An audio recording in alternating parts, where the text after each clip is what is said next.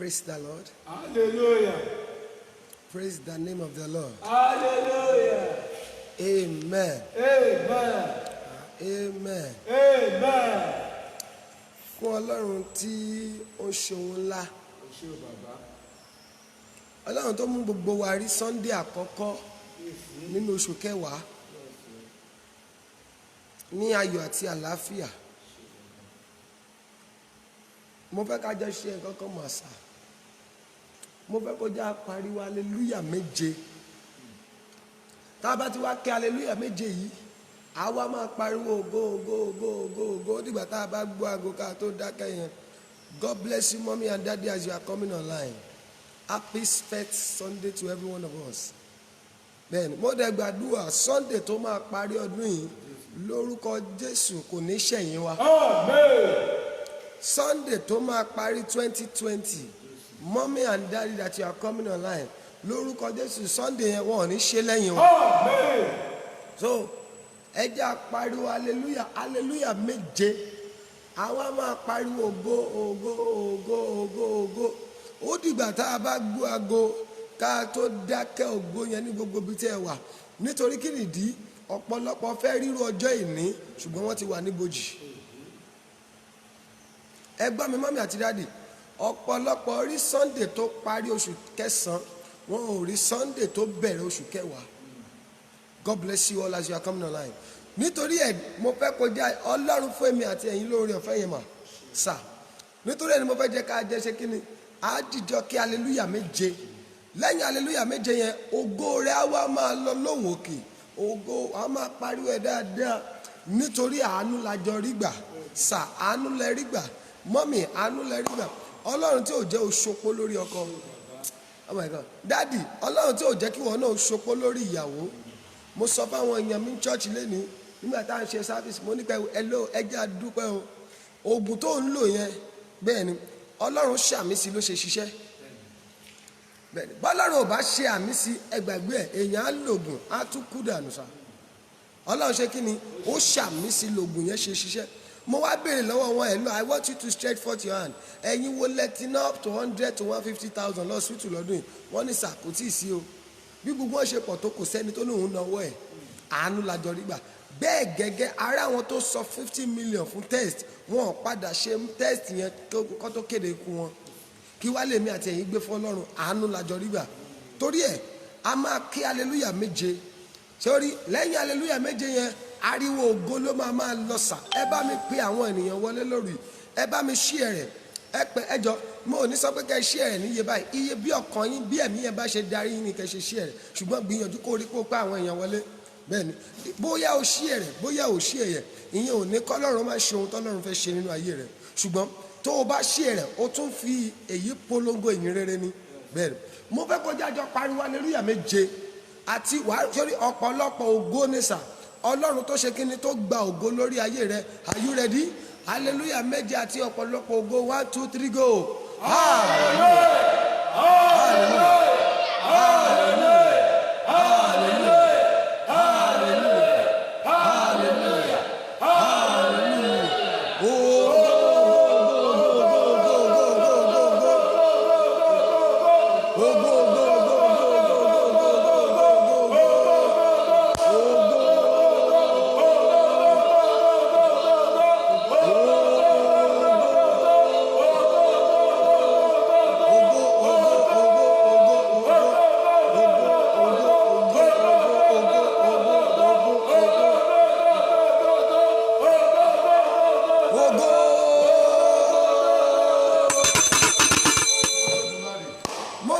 Fẹ́yìn mọ́mí àti dáàdì yìí títí ọjọ́ ayé yín lórúkọ Jésù ẹ ò ní dúró ìṣẹ́jú kan.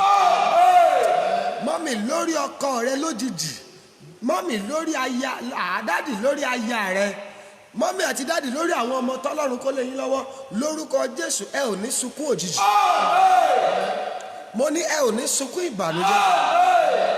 Mo dẹ̀ ń gbọ́ orin kan a máa yin play orin o ẹjọ ẹ kàn bá mi share rẹ̀ ẹ bá mi pe àwọn èèyàn wa wọlé. Mo ń gbọ́ orin yẹn ó ní ẹ ṣe ibi tẹ́ ti bẹ̀rẹ̀ o ibi tẹ́ bá dé Ọlọ́run àdúrà. dúpẹ́ o Jésù bàbá o ibi tẹ́ mú wa lọ. Kò gbowó kò gbòbí dádì kò gbà nǹkan kan lọ́wọ́ mi. Ọlọ́run wa kò tó dá wa sí o gbà nǹkan kan lọ́wọ́ mi. Torí pé ẹni àjọ ṣànádà Ọlọ́run o wọ́n ti lọ bàbá o ẹni àjọ ṣòní o ó lè dọ̀la ká má. Ó ní ìwọ ní Ọlọ́run mi kò màmá sẹ́nu ìwọ ní Ọlọ́run mi kò màmá sẹ́nu ìwọ ní Ọlọ́run mi kò màmá sẹ́nu mìíràn. Mo gbàdúrà fún yín mọ́mí àti dádì Sunday tó máa parí ọdún yìí lórúkọ Jésù a ò ní dẹni àwátì. Àní Sunday tó máa ní pé this is the last Sunday in 2020 bó o bá ti gbàgbọ́ tó o dẹ̀ ṣe àmì ìgbàgbọ́ lórúkọ Jésù Sunday yẹn ò ní bá yín níbojì. Mo ní kò ní bá yín níbojì, kò ní bá ọkọ rẹ níbojì, dádì kò ní bá ìyàwó rẹ níbojì, mọ́mì kò ní bá àwọn ọmọ rẹ níbojì. Oh my God, ta ló ní ọ̀rọ̀ yẹn? Mo ní kò ní bá yín níbojì. Gbogbo àwọn olóore rẹ lórúkọ Jésù kò ní bá wa níbojì. Gbogbo àwọn aláàánú rẹ sàmà mo ní kò ní bá wọn níbojì. Ohun tó ń múnú rẹ dùn léyìí tó kù kọ́dún yìí parí kò ní pa ẹ́ lẹ́kún. Ẹni tó lòun máa jẹ́ oṣùkún lọ́dún yìí bó o bá ti ṣàmì lórúkọ Jésù ó yá kó forí ara rẹ̀ gbé. Mo náà máa forí ara rẹ̀ gbé. Mo náà máa forí ara rẹ̀ gbé. Oh my God, mo náà máa forí ara rẹ̀ gbé. Ìran ibi àlá ibi lórúkọ Jésù mọ́mí àti dádì tó ń ṣàmì kò ní ṣe lára rẹ̀. Ìran ibi tó lá àlá ibi tó lá èyí tó lá sí ọmọ tó lá sí ọkọ rẹ lórúkọ Jésù àlá yẹn ò ní ṣe. Mo ní ìran yẹn ò ní ṣe. Mo ní àlá yẹn ò ní ṣe. Ṣàmì tó lé àlá yẹn ò ní ṣe. Bàá sẹ̀dáàkà dúbìá ìwọ tó lálàá ikú sọmọ rẹ àṣẹ ni mo pa ẹ̀mí mímọ́ yí dànù. Àlá ikú tó lá sọmọ rẹ yìí àṣẹ ni mo pa ó yá ẹ̀mí mímọ́ yí dànù. Ok, ìwọ tó lálàá ikú síra rẹ yìí lórúkọ Jésù àlá ikú yẹ ẹ̀mí mímọ́ yí dànù. Mo ní ẹ̀mí mímọ́ yí dànù lórúkọ Jésù ẹ̀mí mímọ́ yí dànù. Mo ní ẹ̀mí mímọ́ yí dànù. Oh my God, gbogbo ẹ̀yin tẹ́ ẹ̀ ń lálàá òkú yìí tó ò lè ṣe kó o má rẹni tó ti kú nínú ìrìn àjò àlá rẹ mo gbàdúrà agbára tó fẹ́ pa ọ́ lójijì lórúkọ Jésù agbára yẹn lànà sọ̀rọ̀. Mo ní ìwọ tó ń lálàá òkú yìí tó ò lè ṣe kó o má rẹni tó ti kú lọ́sẹ̀ tó ò lè ṣe kó o má rẹni tó ti kú lóṣù tó o bá gbàgbọ́ tó ṣàmì lórúkọ Jésù àlá ikú yẹn ẹ̀mí mọ́ yí dànù. Mo ní àlá ikú yẹn ẹ̀mí mọ́ yí dànù. Mo ní àlá ikú yẹn ẹ̀mí mọ́ yí dànù. Ó dẹ̀ di aṣẹ́gun. Ìyá yìí ó dá ṣẹ́gun. Mọ́mì ẹ dá ṣẹ́gun. Ẹ̀yin bàbá ẹ dá ṣẹ́gun. Brother and sister ẹ ti dá ṣẹ́gun. Lórí àwọn ọmọ rẹ dá ṣẹ́gun. Dádì àwọn ọmọ rẹ yín dá ṣẹ́gun. Gbogbo àwọn olóore yín dá ṣẹ́gun. Níbi tẹ́ ẹ ti ń retí ayọ̀ ayọ̀ tọ̀ yín wá. Ìbànújẹ́ ọdún yìí èyí tó kù kọ́dún yìí parí kò ní yálé rẹ. Èyí tí mo wí àánú dá ọ lóhùn kò dẹ̀ yí padà. Jésù Olúwa wa. Sọ wípé màá dúpẹ́ délẹ̀. Máa dúpẹ́ délẹ̀. Ẹ sọ ẹ bá mi táìpù ọ̀rọ̀ yẹn sọ wípé màá dúpẹ́ délẹ̀. Máa dúpẹ́ délẹ̀. Kí ló túmọ̀ sí? I will testify to the end. I will testify to the end. Sọ wípé màá dúpẹ́ délẹ̀. Máa dúpẹ́ délẹ̀. Mo fẹ́ kó o kọ orúkọ rẹ Zambada Kadobia. kọ orúkọ rẹ pé èmi Joshua máa dúpẹ́ délẹ̀. bẹ́ẹ̀ sọ wípé èmi Joshua máa dúpẹ́ délẹ̀. ayé ò lè dá ẹ̀rí mi dúró. My testimony is unstoppable. My testimony is irreversible. Sọ wípé èmi á dúpẹ́ délẹ̀. Ayé ẹ ò lè dá ọpẹ́ mi dúró. Ayé ẹgbọ́n ẹ lè dá ìyanu mi dúró. Ilẹ̀kùn àánú tèmi máa ṣí. Ọ̀rọ̀ mi máa já sáyọ̀. Mo máa kọrin ọpẹ́. Mo máa dúpẹ́ láìpẹ́. Wòlíì ẹ ó bá mi yin Ọlọ́run lógo. Ẹ máa bá mi dúpẹ́. Ẹ̀yin online ẹ máa bá mi ṣayẹyẹ. Sọ wípé prophet ẹ máa bá mi gbégbá ọpẹ́. Ẹnu ọpẹ́ mi ò ní kan. Lọ́dún yìí mo máa ní testimony. Oh, ọmọ mi kan Victoria Olútọ́lá ó ní daddy today is my birthday sir. Mo gbàdúrà ó ti ṣọdún yìí lórúkọ Jésù ọdún tó mọ̀ ní báyìí níbojì. Ohun tó pa ẹ́ lẹ́kún tó tí ì rí gbà lọ́dún yìí tó jẹ́ o celebrate ọdún yìí tó rẹ̀ tí ì rí gbà. Mo gbàdúrà ká tó parí oṣù yìí ni o máa ní testimony lé lórí. Mo lo point yìí as a point of contact. Gbogbo ẹ̀yin tẹ́ ẹ ti ṣe birthday lórúkọ Jésù ohun birthday ìyanu birthday Ọlọ́run mi kó yọ̀ǹda. Sọ wípé ẹ̀rí èmi ò ṣe é dá dúró. Sọ wípé my testimony is sure. Okay, thank you. Sọ wípé my testimony is guaranteed. Bẹ́ẹ̀ ni nǹkan tó dájú. Sọ pé ẹ̀rí mi dájú. Á dá fún ẹ. Sọ wípé ẹ̀rí èmi Joshua dájú. Sọ̀rọ̀ yẹn gan bá á sandalia. Sọ wípé ẹ̀rí tèmi dájú. Oh my God. Sọ pé ẹ̀rí mi dájú. Oh my God. Mo gbóhùn Olódùmarè. Sọ pé ọ̀tá mi ẹ̀ ń ṣe lásán ni.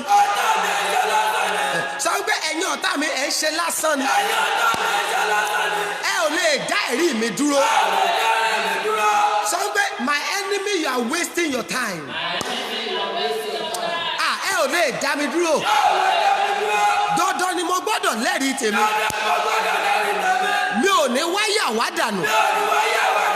Màá gbórí ilẹ̀ ṣe rere. Màá ṣàṣeyọrí lọ́dún yìí. Ẹ̀yin ọmọ Ọlọ́run ẹ máa bá mi dúpẹ́ o. Ẹ ó bá mi yin Ọlọ́run lógo. Ohun tó pa mí lẹ́kún lánàá. Mo fẹ́ kó máa sọ̀rọ̀ yẹn. Ohun tó pa mí lẹ́kún lánàá. Ó máa pa mí lẹ́rìn lónìí. Mo dẹ̀ gbóhùn yẹn pé kò ṣeé ṣe mí. Ó ti di ṣíṣe. My impossibilities. It become possible today. It become possible today. Kò ṣeé ṣe mí. Ó ti di ṣíṣe. Mo dẹ̀ máa rẹ́rìn ayọ̀. Ayé ẹ ò lè dá mi dúró. Ọ̀rọ̀ mi máa dayọ̀. Títí lọ́pẹ́ ni màá máa jẹ́. Ayọ̀ ọpẹ́ máa yọ fún mi. Màá padà rẹ́rìn ayọ̀. Eléyìí ni kò sọ kó lè sọ pé mo máa borí ogun.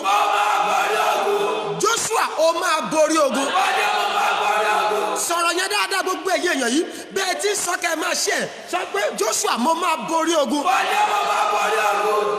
Ẹ̀yin online member a máa borí ogun. Sọ pé màá borí ogun. I will be an overcomer. Adafun sọ pé I will be an overcomer. My testimony is irreversible. Ẹ̀yin ọ̀tá èmi ni màá padà bọ̀ yín. Adafun ẹ bó ṣe sọ yẹn sọ pé ẹ̀yin ọ̀tá mi èmi Joshua ni màá padà bọ̀ yín. My enemy I will feed you last. Èmi ni màá bọ̀ yín. Ibi gíga tẹ́ èrò pé mi ò lè dé yẹn. Ọlọ́run máa gbé mi débẹ̀ lọ́dún yìí. Màá débẹ̀ lọ́dún yìí. Mi ò lè jábọ́ mọ́. Ẹ̀rí mi dẹ̀ dájú. Fi àmì mẹ́ta tó lè kàn fún àmì sọ pé àmì mẹ́ta Jésù Olúwa wa. àwọn èèyàn wọlé sà.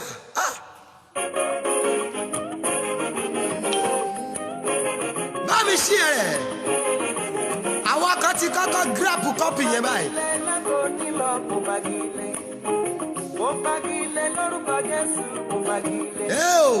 Àkọsílẹ̀ gbèsè níran mi mo fagilé. Ìṣẹ̀dá mi kò sì rú mọ́ o mo fagilé. Joshua mo fagilé látòní lọ mo fagilé. Láyé mi àkọsílẹ̀ gbèsè nípa mi kò sì rú mọ́ o mo fagilé. Bẹ́ẹ̀ni.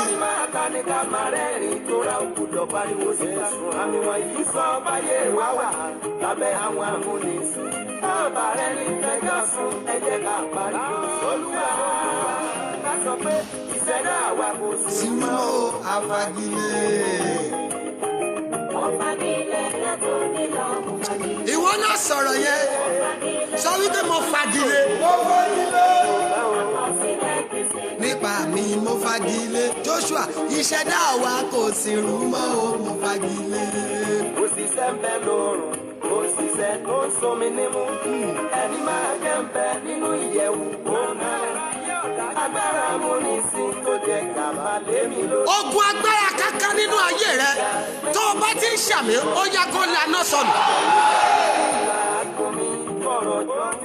Àtàwọn tó fi ìbànújẹ́ bọ́ mi ẹ̀ ògùn ẹ̀ tó jẹ́ ni mo sùn. Ìṣẹ̀dá mi kò sí máa ń kó fagilé.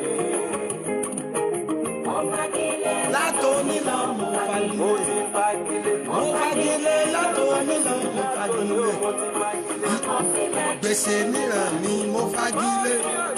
Ìṣẹ̀dá wa kò sì rú mọ́ o àfagilé. Sọ pé ìṣẹ̀dá mi ò ní sì rú mọ́.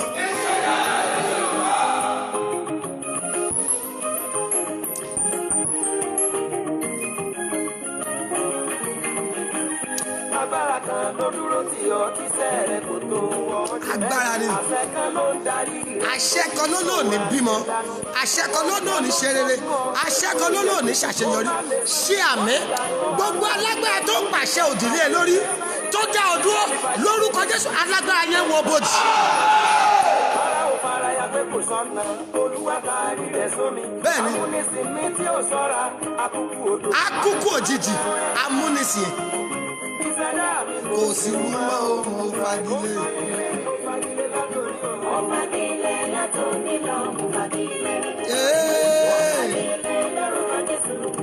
Á dá fún ẹ pẹ̀lú àmì ńlá tó ṣe yìí. Mo fagilé. Joshua ìṣẹ̀dá wa kò sí rú mọ́ o mo fagilé. àwọn kan bẹ lóde àgbà lọ́wọ́ mẹ́rin ni. Àwọn àgbà lọ́wọ́ mẹ́rin. Kálíkà náà ń rẹ́jẹ náà fi ń sanra. Wọ́n bá yàn wá jẹ tán, wọ́n tún sọ wípé àgọ́jù. Àkùkù fẹ́ bínú, àìní ò máa jẹ́ ká lè Bẹ́ẹ̀ ni. Ibi ó wẹ́ fùfú lẹ́lẹ́ ló ń darí ìbẹ̀rù. Ara tó wù máa ń la ló fáwọ́ dá. Ẹ jẹ́ rán àṣẹ ìjáde. Mo gbóhùn adániwáyé báyìí. Ẹni tó ológo jùlọ tó wá ń fi ògo tiẹ̀ ṣerú lábẹ́ ẹ̀. Lórúkọ Jésù ọwọ́ àjíǹde já ọgbà lọ́dọ̀ rẹ̀. Nàìjíríà yìí máa rọwọ́ rẹ̀ wá. Ọ̀pọ̀lọpọ̀ lógo ó lọ ń fi ògo rẹ̀ ṣerú lábẹ́ ẹni tí ò lógo tó. Ìwọ náà sọ pé mo fagilé.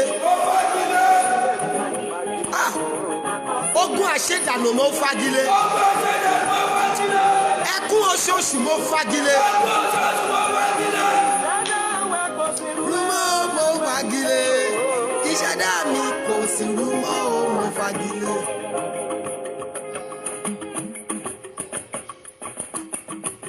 Sọ pé ìṣẹ̀dá mi ò ṣẹrú mọ́. Ìṣẹ̀dá wa Kò sí rúmọ́ mo fagilé. ìṣẹ̀dá wa Kò sí rú. Ìṣẹ̀dá rẹ ò ṣàìsàn mọ́. Ìṣẹ̀dá rẹ kò yàgàn mọ́. Ìṣẹ̀dá rẹ ò ṣàṣetì mọ́. láti tòsí akọ láti tọrọ jẹ lọ́jọ́ alẹ́. Mo ní orí mi kò sí mọ́ mo fagilé pátápátá.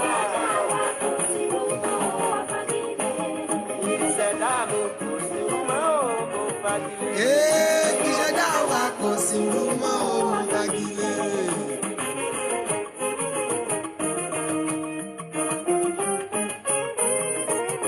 Alágbára nílé bàbá tó bí mi tó lóhun yóò pa náírà jọ mi tó bá yan bẹ́ẹ̀ ni.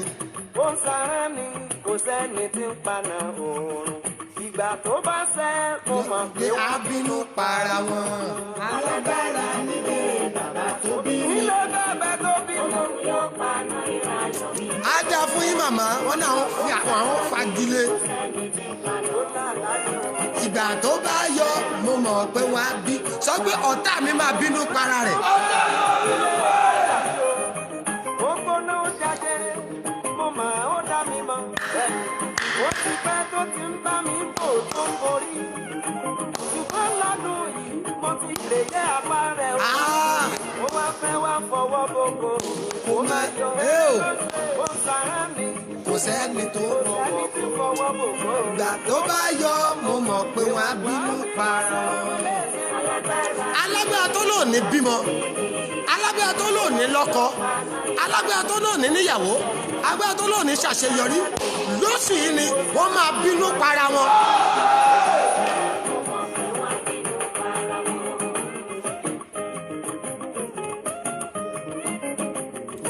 ẹ kàn bá mi ṣí ẹ rẹ̀ iye tí ọlọ́run bá fi sí ẹ lọ́kàn ni kò ṣí ẹ rẹ̀ bó jẹ́ gbà 5 bó jẹ́ gbà 7 bó jẹ́ gbà 20 bó jẹ́ gbà 30 bó jẹ́ gbà 50 bá mi ṣí ẹ rẹ̀ bọ́lá máa ṣe fi sẹ́nu.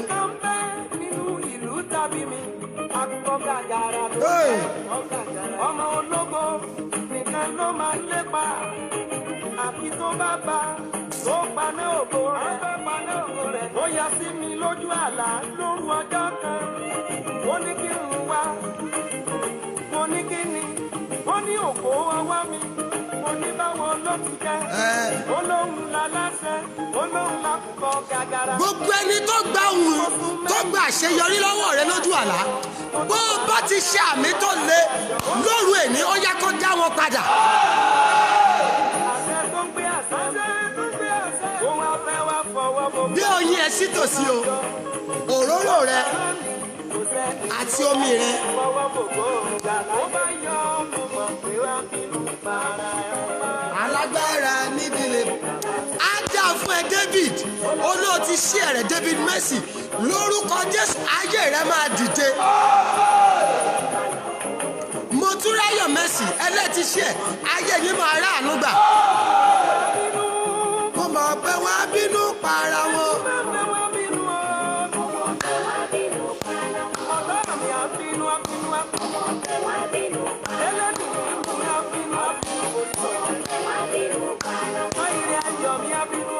mo mọ̀ pé wọ́n á bínú para wọn. pé wọ́n á bínú para wọn. mo mọ̀ pé wọ́n á bínú para wọn. mo mọ̀ pé wọ́n á bínú para wọn.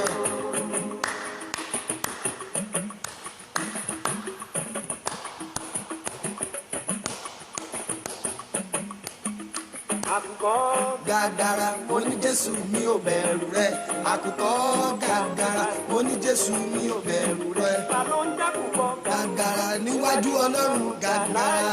àkùkọ gàgàrà mo ní Jésù mi ò bẹ̀rù rẹ. àkùkọ gàgàrà mo ní Jésù mi ò bẹ̀rù rẹ. ta ló ń jákùkọ gàgàrà níwájú Ọlọ́run gàgàrà. lẹ́nu máa ń Hey! sínú àdùn. ta ló jẹ́ àkùkọ gàgàrà níwájú Ọlọ́run gàgàrà. Oh my God. Àkùkọ gàgàrà tó ń jáyé mi lẹ́nu. Ó ní tó ń bá sì wà láyé kò sẹ́ni tí ó kú. Bá lẹ́nu máa ń sínú àdùn. Ta ló ń jákùkọ àkùkọ gàgàrà níwájú Ọlọ́run gàgàrà.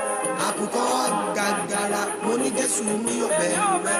àkùkọ gàgàrà mo ní Jésù mi ò bẹ̀rù rẹ. ta ló ń jákùkọ gàgàrà níwájú Ọlọ́run gàgàrà.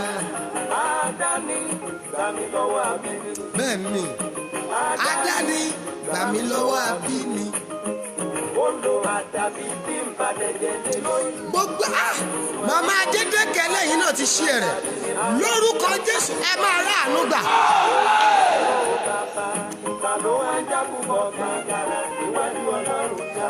gbogbo ẹni tó ń lo àdàbí ní ẹ lórí, àdàbí ẹ̀gbọ́n, àdàbí àbúrò, àdàbí ìyá, àdàbí bàbá, tó fi dá ayé rẹ dúró lórúkọ Jésù, Ọlọ́run fi kú pa wọ́n lẹ́nu mọ́.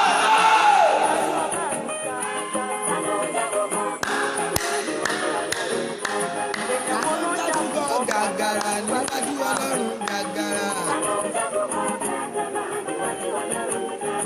Ta ló ń jákùkọ gàgàrà níwájú Ọlọ́run àkàndé ẹ̀yẹ? Ta ló ń jákùkọ gàgàrà níwájú Ọlọ́run gàgàrà? Ta ló ń jákùkọ gàgàrà níwájú Ọlọ́run káyọ̀ kọ́lá? Gàgàrà níwájú Ọlọ́run gàgàrà. Ta ló ń jákùkọ gàgàrà níwájú Ọlọ́run Adébóyè o? Ta ló ń jákùkọ gàgàrà níwájú Ọlọ́run gàgàrà? Ta ló ń jẹ́ bẹ́ẹ̀? Ọlọ́run Babalọ́lá o.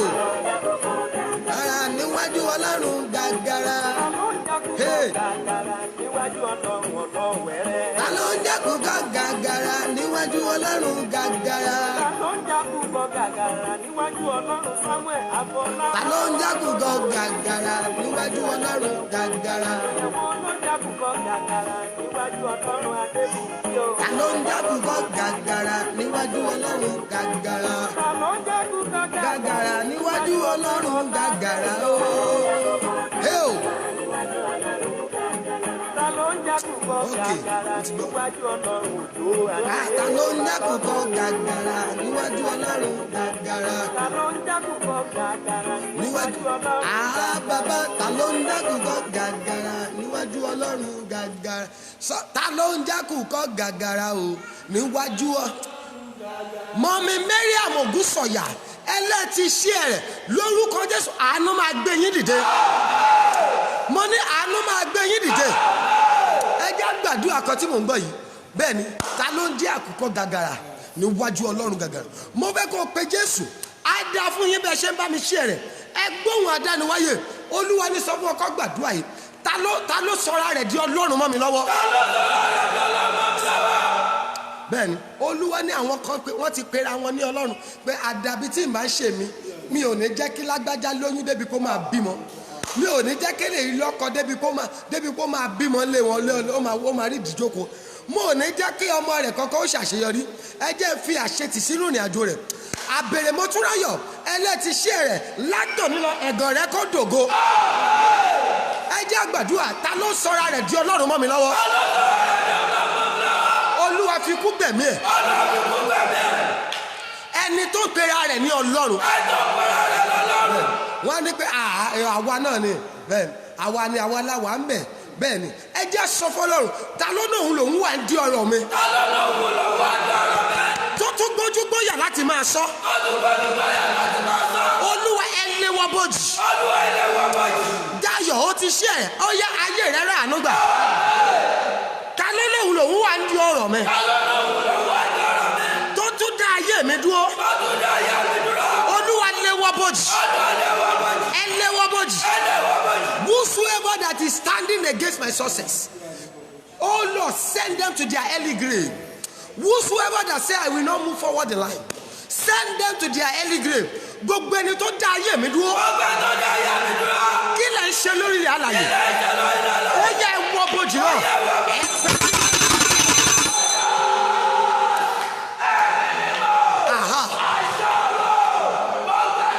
Whosoever that is standing against my breakthrough, ẹni tó dá ayé mi dúró, ẹ máa wọ bójì. Ẹ máa wọ bójì. Ẹ máa wọ bójì. Ẹ máa wọ bójì. Ẹ máa wọ bójì. Ẹ máa wọ bójì látòní lọ. Lórúkọ Jésù, gbogbo ẹni tó dá ayé mi dúró, látòní lọ ni ẹ wọ bójì.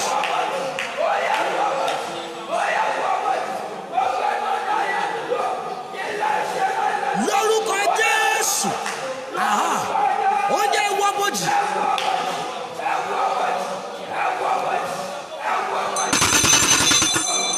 Jésù Olúwa wá.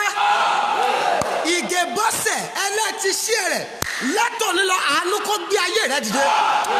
Ẹ jẹ́ gbàdúrà kọ́sà. Ojú oorun ni mo ti gbọ́ àdúrà yìí ní ọ̀sán ìní.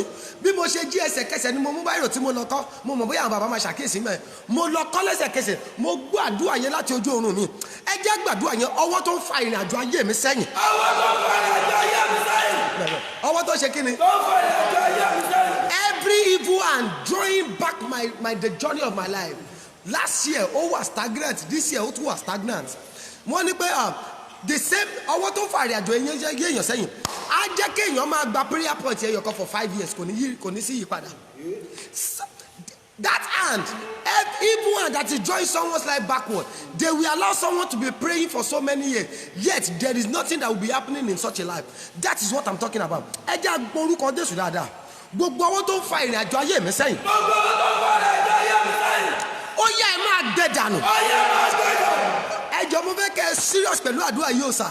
Ẹ jẹ́ aké gan. Ẹ jẹ́ sọ̀rọ̀ yẹn pẹ̀lú ìkanra. Ọwọ́ wo ló ń fa ìrìn àjò ayé mi sẹ́yìn? ọwọ́ tó ń fa ìrìn àjò ayé mi sẹ́yìn. Á jẹ́ kóbìnrin lóyún láàrin oṣù mẹ́ta á tún wálẹ̀. Ó ti wá bẹ́ẹ̀ ni ẹ sà mo pàdé ọmọbìnrin kan ó ní dáàdi ẹ gbàdúrà mo ní kí ló ṣẹlẹ̀ ó ní òun ti lóyún nígbà 5 ó ń wojú Olúwa fọmọ ni o ó ti lóyún nígbà 5 tó bá ti lé ní 3 months after the 3rd month the pregnancy will come down á tún wá start all over again ó dẹ̀ ṣe bẹ́ẹ̀ fún ìgbà 5 ẹ sà tó bá jẹ́ ọmọ 5 lọ́nà ló máa bí nǹkan ọwọ́ kan ló fa ìrìn àjò ẹ sẹ́yìn mo ti rẹ́ni tó ṣe introduction lẹ́ẹ̀mẹjọ ẹ sà kò jìnnà sádùúgbò ṣọ́ọ̀ṣì mi báyìí ọmọbìnrin yẹn ṣe introduction lẹ́ẹ̀mẹrin kò sí tó lead sí marriage ẹ sà ọ̀tọ̀ ní introduction ọ̀tọ̀ ní wedding èèyàn lè ṣe introduction kó má fàyè wedding gbà ọwọ́ kan ló ń fa ìrìn àjò yẹn sẹ́yìn sà mo rẹ́ni tó ralẹ̀ tó jẹ́ pé òkú ẹ̀ náà padà gbé lọ síbẹ̀ mo rẹ́ni tó ralẹ̀ tó jẹ́ pé ó padà ta ilẹ̀ yẹn ní sà nǹkan tí mò ń sọ nìyẹn ọwọ́ tó ń fa ìrìn àjò èèyàn sẹ́yìn wọ́n á ní pé kò gbọ́dọ̀ lọ wájú ẹ jẹ́ kó bímọ àwọn ọmọ rẹ̀ á kàwé wọn tún ní ríṣẹ́ ọwọ́ tó ń fa ìrìn àjò ayé èèyàn sẹ́yìn ẹ pé Jésù ọwọ́ wo ló ń fa ìrìn àjò ayé mi sẹ́yìn. ọwọ́ wo ló ń fa ìrìn àjò ayé mi sẹ́yìn. Every evil hand drawing back the journey of my life. When they will say go, you must not, even if every other person are moving forward in life, you are not going anywhere. Go back to where you are coming from. Go back to where you are. Ọwọ́ tó fa ìrìn àjò yẹn sẹ́yìn sà òun ló jẹ́ káwọn ọmọ Israeli roam around for 400 years níbì kan. ìrìn àjò 7 days èèyàn á dẹ̀ rìn fún 7 years. Kó o tó mọ̀ irun funfun máa ti dórí èèyàn wọ́n wá nípa àyà yẹn dẹ̀ tíráyò pẹ̀lú bó ṣe rìnrìn àjò tó kò ṣàṣeyọrí ọwọ́ tó fa ìrìn àjò yẹn sẹ́yìn ẹ jẹ́ àpè Jésù ọwọ́ wo ló ń fa ìrìn àjò mi sẹ́yìn. ọwọ́ wo ló ń fa ìrìn àjò mi sẹ́yìn. Ó yá ẹ máa gbẹ. ó yá máa gbẹ. Ẹ sà ọwọ́ á fa ìrìn àjò ayé èèyàn sẹ́yìn á jẹ́ kéèyàn lọ lóyìnbó ọdún 10 tó ti wà ń bẹ̀ kò tí ì rí ìwé gbẹlúgbà. Iṣẹ́ burúkú la máa ṣe that is what I'm talking about. Ẹ jọ̀ọ́ mo fẹ́ kó wá fi kọ́ra sọ̀rọ̀ yẹn gbogbo ọwọ́ tó fa ìrìn àjò mi sẹ́yìn. Ó yá ẹ máa dẹ sọnù. Ok Olúwa ní ẹ sọ báyìí ọwọ́ tó ń fa ìrìn àjò àṣeyọrí mi sẹ́yìn. Bẹ́ẹ̀ni ìrìn àjò àṣeyọrí ó ralẹ̀ kò rówó kọ ìrìn àjò àṣeyọrí ó lóyún kò padà bímọ kò padà dọ́mọ fún ó ṣe introduction kò jẹ́ ó ṣe marriage. Ó ṣe introduction oyún ó gbóyún lọ́dọ̀ ni ẹni tó fún lóyún padà sá lọ nǹkan tí mò ń sọ nìyẹn á jẹ́ kí ẹ̀sà ọwọ́ tó ń fa ìrìn àjò ayé èèyàn sẹ́yìn dáàdi á jẹ́ kí ìránṣẹ́ Ọlọ́run náà náà tì á máa gbàdúrà fẹ́yàn ìyanu á máa ṣẹlẹ̀ nínú ayé àwọn ènìyàn òun ò ní kú lójú kan nǹkan tí mò ń sọ nìyẹn ẹ pé Jésù gan sà ẹ pariwo orúkọ Jésù gbogbo ọwọ́ àjòjì tó ń fa ìrìn àjò mi sẹ́yìn ó yá máa gbé sọnù ẹsà àjẹbí àṣàkàtòbíà ẹnìbí àǹdàdíyàbà sà á jẹ́ kéèyàn fetí gbọ́ ìlérí ò ní ṣe kíá nǹkan tí mò ń sọ nìyẹn ọ̀sán yẹn nígbà tí mo jí Olúwa ní pé ọmọ lọ bá wọn pàdé sọ fún wọn agbára 5 tí òkùnkùn lò tí wọ́n gbọ́dọ̀ dojúkọ tí wọn ò bá dojúkọ agbára 5 yìí àti dìde máa ní wọn lára ó ní tí wọn ò bá dojúkọ agbára 5 yìí àti dìde máa ṣe kíni ó máa ní wọn lára mo fẹ́ kó pe Jésù ọwọ́ tó ń fa ìrìn àjò mi sẹ́yìn. ọwọ́ tó ń fa ìrìn àjò mi sẹ́yìn. Mọ́mì ọmọ ẹmọdún tẹ́tí fetí gbọ́ ìlérí mélòó ló ti ṣẹ́nu ẹ̀ you are here ológo ni ẹ olókìkí ni ẹ ògo rẹ lágbára ògo rẹ ṣe gbá lóòótọ́ ni ògo rẹ lágbára ṣùgbọ́n ọwọ́ kan ní pé no ẹ filẹ̀ a máa ń jẹ́ kí wọ́n lógo àkíjẹ́ kọ́ rógolo a máa ń jẹ́ kọ́ ṣe kí ni ẹ má yọwọ́ lẹ́nu a máa ń jẹ́ kí wọ́n ní ògo ṣùgbọ́n àti rógolo yẹn níṣẹ́ wọn àkí ń jẹ́ kí wọ́n rógo yẹn nù ọmọ ológo àwa dọmọ ológun ẹ pé Jésù ọwọ́ tó dá ìrìn àjò mi dúró ọwọ́ ọwọ́ tó ń fa ayé mi sẹ́yìn ó yá ẹ gbé sọnù ẹ máa gbé sọnù ẹ máa gbé sọnù ẹ máa gbé sọnù ẹ máa gbé sọnù ẹ máa gbé sọnù. Bàbá o.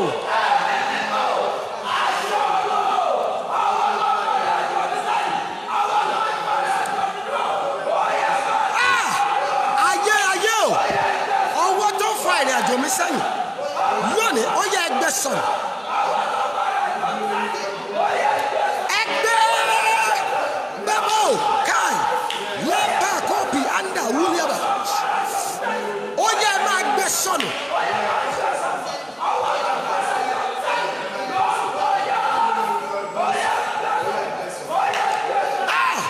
Gbogbo ọwọ́ ìkà ènìyàn.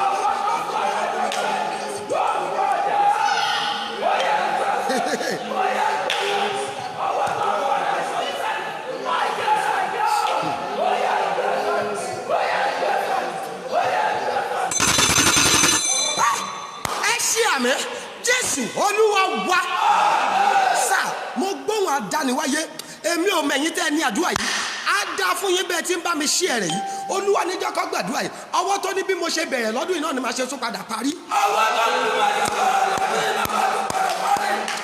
Ẹ sọ̀rọ̀ ọwọ́ tó ní kí ni sà. Every hand that said the way I start this year, that is the same way I will end it. Ẹ jọ ẹ ké ìwọ ẹ má bínú ìwọ tó ò ní ìdí àdúrà ìdánwò tó mọ̀ pé níbẹ̀rẹ̀ ọdún yìí ó ní bí 50 to 70 80 million no account ẹ ó ní ìdá tó o bá parí pẹ̀lú 70 million náà kò ṣẹ̀ṣẹ̀ mbẹ̀ ṣùgbọ́n bá gbàgbé olówó gan tó ń wówó kún owó sí. The rich man they are always looking for more money. Wọn ò ní sọ pé torí àwọn ní 10 billion ó ti tó àwọn wọn á tún wá owó kún owó ní sà. Owó téèyàn bá ṣiṣẹ́ kún ó máa ń tọ́ lọ́jọ́ kan sà. Nǹkan tí mo sọ fún ẹnìyẹn ẹ jẹ́ Olúwa ní jẹ́ kí wọ́n gbàdúrà ẹ̀ ọwọ́ tó ní bí mo ṣe bẹ̀rẹ̀ lọ́dún yìí ni màá ṣe tún padà parí ẹ̀.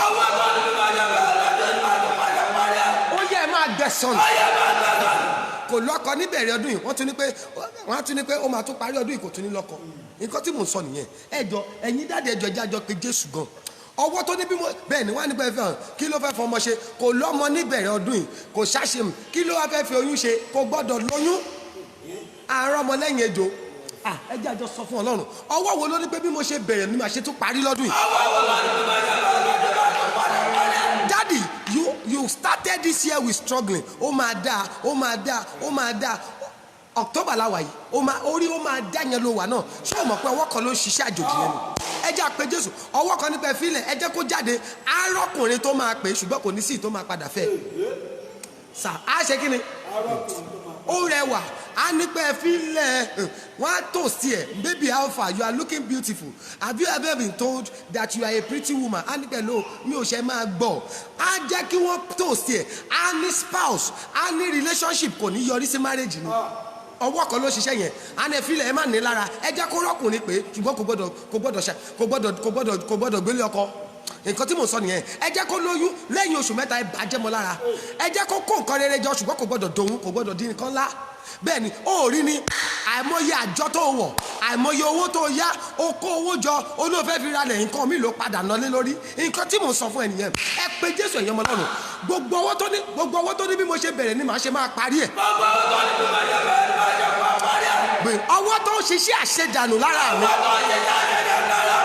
ó yá lànà lónìí ó yá máa lànà sọ̀rọ̀ ẹ̀gbọ́n olórin kan ní ọwọ́ kan wà tó ń pè lọ́wọ́ ayé ọwọ́ kan wà tó ń pè lọ́wọ́ ogun ọwọ́ kan wà tó ń pè lọ́wọ́ àgbà mẹ́tẹ̀ẹ̀ta ẹ̀ jáde lára mi ṣẹ́sà tí ọwọ́ yìí bá wà láyé ènìyàn wọ́n á gbé ọwọ́ lé ògo èèyàn mọ́lẹ̀ ẹ̀gbọ́n mo wà nínú ìsọjú kan láìpẹ́ yìí bẹ́ẹ̀ ni kí kòrónà yẹn tó bẹ̀rẹ̀ níbi January February bá a ti ń gbàdúrà mo dẹ̀ rí ọwọ́ arúgbó kan lórí obìnrin yẹn mo ní ẹ̀ lọ ẹ̀sìn màmá bọ̀ bíbá ọwọ́ kan ni mo rí lọ́wọ́ yìí mo ní ìyàlẹ́nu láti mo rí mo ní ẹni tí mo dẹ̀ rí ọwọ́ rẹ̀ lórí ẹ̀ irun funfun ni mo rí lórí ẹ̀ ìwọ àti ẹ̀ ò yàtọ̀ síra ó dàbí ìyá rẹ̀ ó ní sà àfi bíi pé ẹ bá mi délé ó ní Táyé Kẹ́hìndé tí òun àti ìyá òun bá dúró àfi tó bá ṣígèrè náà máa mọ̀ pé ìyá òun ti dàgbà jù òun lọ náà máa tó mọ̀ pé ìyá òun ni ó ní bí ìbejì làwọn méjèèjì mo ní kí ló ṣe fún ó ló sọ pé òun ò ní gbà mí láàyè láti jẹ́ èèyàn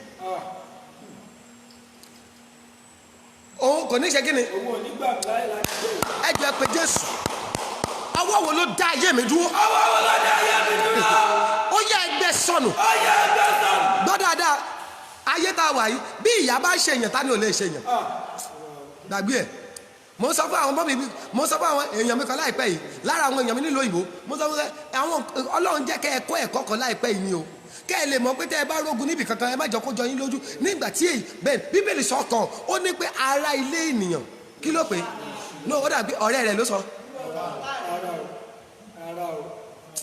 àní mo ti rọ́dọ̀bìnrin ọmọbìnrin kò tí ì dàgbà jọ́ṣẹ̀ tí wọ́n 42 nígbà tí àṣírí máa tú mo sọ fún yín bí ó ní pé ó dẹ̀ dá ọmọbìnrin dúró kò lọ́kọ nígbà lẹ́yìn bíríbírí ọjọ́ mẹ́ta torí kò sí bó ṣe máa wá sọ́dọ̀ tèmi ó fẹ́ wá rí èmi ò lówó kan tí màá gbà lọ́wọ́ ẹ̀ bíríbírí ni tó o bá gba bíríbírí wàá gbà àwẹ̀ funfun elépo àwẹ̀ funfun tó o bá gbà àwẹ̀ funfun wàá gba ilé tó máa jẹ́ pé fúrúùtù ló máa fi bírèkì mo ò ní nǹkan mi àwẹ̀ àti àdúrà ni Jésù gan táwa ń tẹ̀lé àwẹ̀ àti àdúrà ló fi lélẹ̀ nígbà tí lẹ́yìn àbíríbírí ọjọ́ mẹ́ta nígbà tí ìyá rẹ̀ máa sọ̀rọ̀ ó ní èmi náà mo dá ẹ dúró mo mọ̀ kó máa padà rí i ṣùgbọ́n lẹ́ni ni mo tú ẹ lẹ̀ ó wá béèrè lọ́wọ́ ìyá rẹ̀ kí ló dé tẹ́ fi dá mi dúró pé ọmọbìnrin dẹ̀ lówó lọ́wọ́ ìyà ò jẹ́ kí ni ìyà ò jẹ́ ó ní owó lọ́wọ́ ó ní iṣẹ́ gidi lọ́wọ́ nígbà tí ìyá máa sọ̀rọ̀ ó ní tó o bá lọ́kọ ta ló máa tọ́jú mi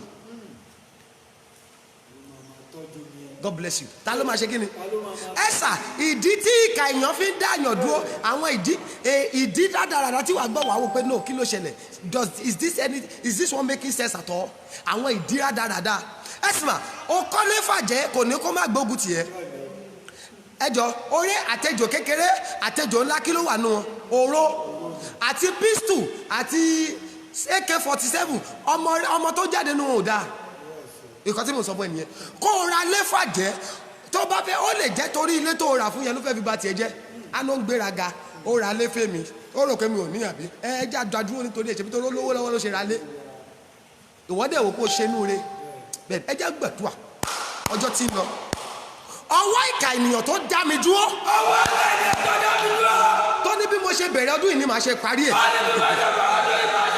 ó yá ẹ máa gbẹ sọnù ẹ máa gbẹ sọnù ẹ máa gbẹ sọnù ẹ máa gbẹ sọnù ẹ máa gbẹ sọnù ọwọ́ tó ní wọn ò gbọdọ̀ kíyàn kú oríire ẹ filẹ̀ a máa bá àwọn èèyàn lọ kó mọ wọn ò gbọdọ̀ wá sí kó mọ tiẹ̀ a máa bá àwọn èèyàn ṣèyàwó bẹ́ẹ̀ ni ajá kóbìnrin ṣe kọfẹtì lady àbí kọfẹtì kan náà pé ṣé àwọn obìnrin tó máa ń dó sẹ́yìn èèyàn tàbí kọfẹtì ni ajá kó ṣe kọfẹtì fóríṣi obìnrin 9 wọn ní fọjọ́ kan ṣe tiẹ̀ nǹkan tí mò ń sọ nìyẹn a jẹ́ kó ṣe kọfẹtì lady a ṣe bridal groom àbí kí bridal lady kí ni ṣe ship bridesmaid ni a jẹ́ kó máa dúró sẹ́yìn ìyàwó wọn ò ní jẹ́ kó dúró sẹ́yìn tiẹ̀ sà nǹkan tí mo sọ nìyẹn ọwọ́ àṣẹ dànù ẹ má kí lè ṣe ẹgbẹ́ sọnù gbogbo ọwọ́ àṣẹ dànù lẹ́yìn mi tó ní mi ò gbọ́dọ̀ lọ́bì kankan ó yẹ ẹgbẹ́ sọnù ẹ má gbẹ́ sọnù ẹ má gbẹ́ sọnù.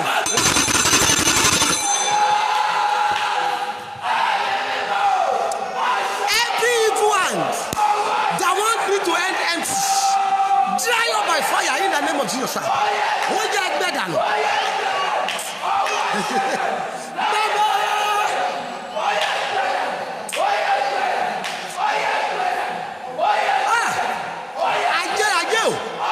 Adérayé o, ẹ máa gbẹ́ sọnù, ẹ máa gbẹ́ sọnù.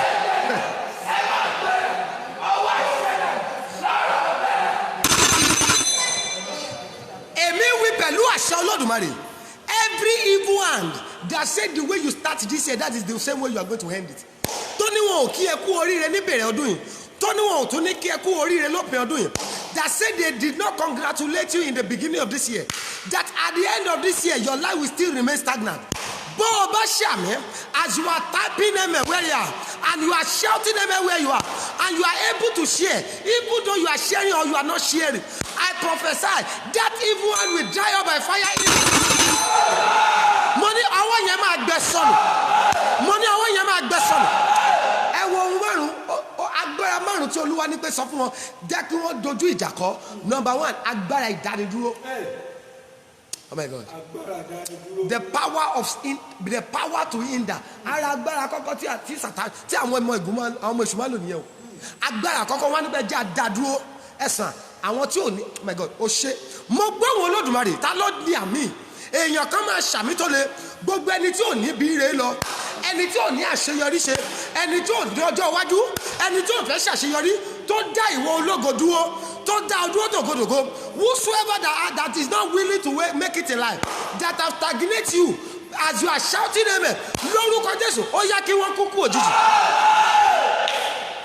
Ọwọ́ kí ni mo kì agbára ìdánidúró gbọ́ ni 2 Thessalonians chapter 2 verse 18 ó sọ kọ́kọ́ ẹ wò ó ní nítorí àwa fẹ́ láti tọ̀yìn wá àní èmi Pọ́ọ̀lù lẹ́ẹ̀kínní àti lẹ́ẹ̀kejì Sátánì sì dè wá lọ́nà. Ó ní àwa fẹ́ láti tọ̀yìn wá we are willing to come to you but guess what but the first time the second time but Satan hindered us. Wọ́n dá wa dúró ẹ jẹ́ gbàdúrà ta ló dá àwọn ta ló dá ayé mi dúró. Ta ló dá ayé mi dúró? Alágbára wo ló dá ayé mi dúró. Alágbára wo ló dá ayé mi dúró? Ó yẹ máa wọ bojì lónìí. Ó yẹ máa wọ bojì lọ. mo gbóhùn Olódùmarè Olúwa sọ pé sọ fún ọkọ gbàdúrà yìí dáadáa sẹ́ẹ̀rí Olúwa sọ pé ẹ̀yin kan wà bíbá mo fún yín dá November 15 Olúwa sọ pé èèyàn kan máa ṣàìsàn ẹni yẹn dẹ̀ súnmọ́ ẹ gan Olúwa ní pé tó bá ti ṣàìsàn yìí àdúrà tiẹ̀ ní pé Olúwa lè jáde láyé nítorí ó ti múlẹ̀ such a person have vowed that if he or she tiẹ̀ ní if she is still alive you can never make it in life and if she is not dead you can never go forward ẹni dẹ̀ ti ń dàgbà mọ́ ẹ lọ́wọ́ bó dẹ̀ ti ń dàgbà ni wọ́n ń dàgbà ọjọ́ orí tiẹ̀ ń lọ òun dẹ̀ ń dàgbà ó wá ń fi ògo tiẹ̀ ṣara rìn ní ìwọ yẹn ni ó sọ̀rọ̀ ẹni tó ní bó dìgbà tóun bá kú kí n tó bọ́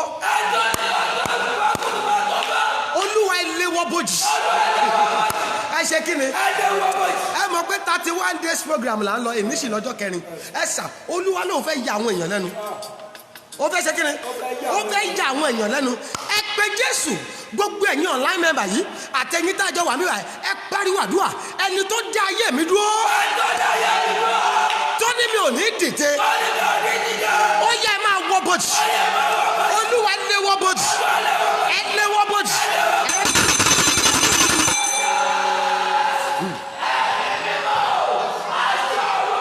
bẹ́ẹ̀ o kẹ̀ báàlì máa rúbì má sàdá yàrá.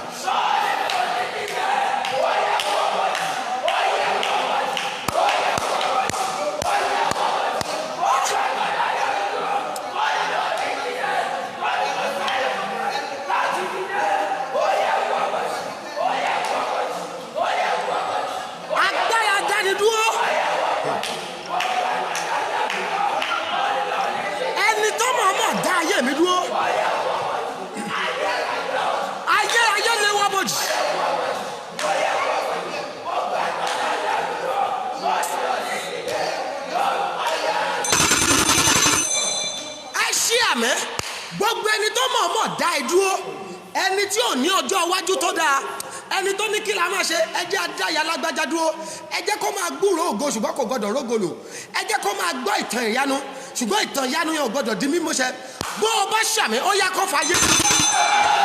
Oh my God agbára tó ní kó kú sóko ìlérí every powers that want you to die in the land of promises ọ̀tọ̀ ni promise ọ̀tọ̀ ni fulfilment èèyàn lè gbọ́ promises kó má wà fulfilled every power that want you to listen to promises and yet is not getting fulfilled agbára tó ní ẹ fílẹ̀ ẹ jẹ́ kọ́ rìnrìn pọ̀ bíbejì ṣùgbọ́n kò gbọ́dọ̀ bíbejì lójú ayé lóòótọ́ làwọn wòlíì rí ẹ̀sà mọ́mì wòlíì ò parọ́ lóòótọ́ ni wọ́n rí ajé lórí rẹ̀ dáàdì truly they see you as a great man or woman but truly there is a power behind it that say no you will be spiritually great but physically stranded.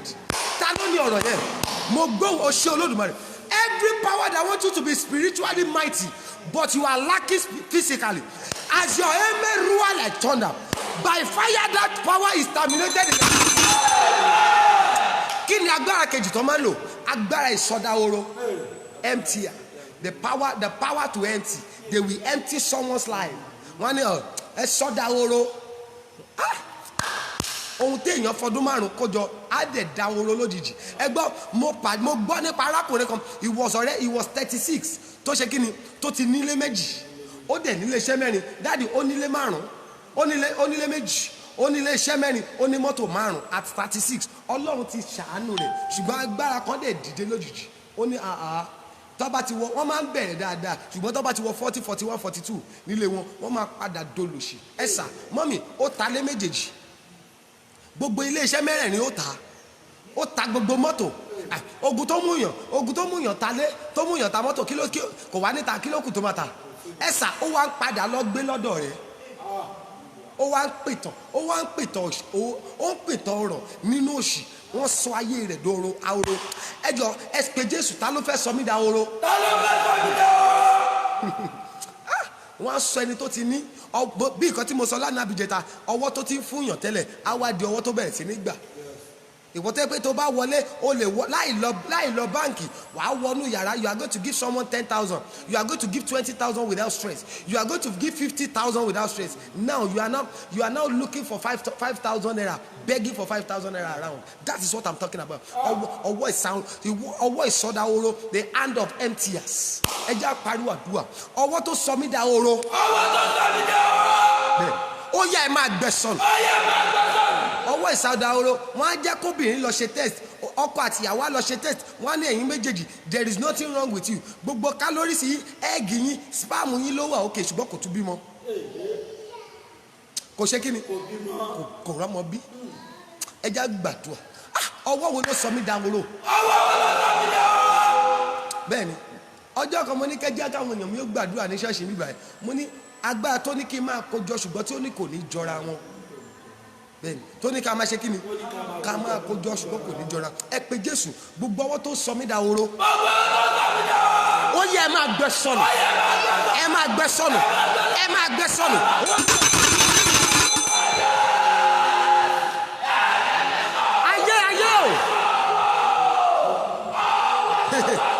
ọwọ́ ìsọdahoro lára mi ẹgbẹ́ dànù gbogbo ọwọ́ ìsọdahoro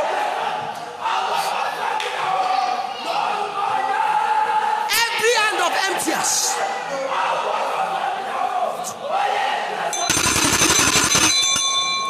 ẹnìkan ṣí àmì gbogbo ọwọ́ àsọnidahoro every hand of emptiers tó máa ń jẹ́ kẹ́ni tó ti ní oh my God ẹ̀yin tẹ́ ẹ ní ọ̀rọ̀ yìí Olúwa sọ pé there are some people watching me now but I see you were at the top before but lójú àlá rẹ bí ansandaya kadibua amadubia you were on a ladder and immediately you met yourself on the floor.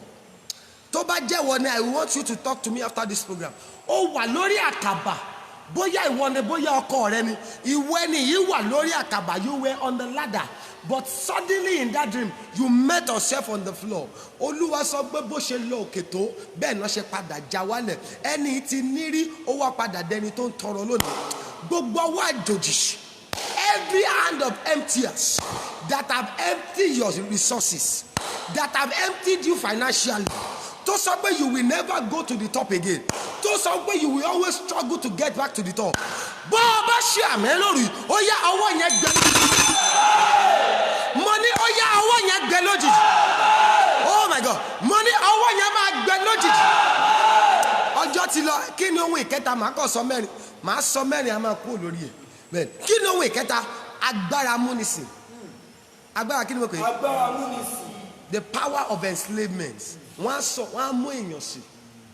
Oh my God, bẹ́ẹ̀ni, wọ́n á mú èèyàn sí.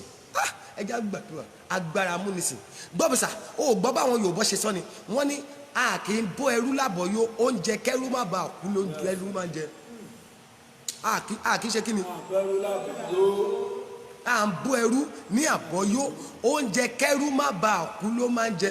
A slave will never be fed to satisfaction. The food that the slave is going to eat is this food so that he's not going to die, so that he's going to have the power to work next day. That's what I'm talking about. Agbára amúnisìn. The power of enslavement.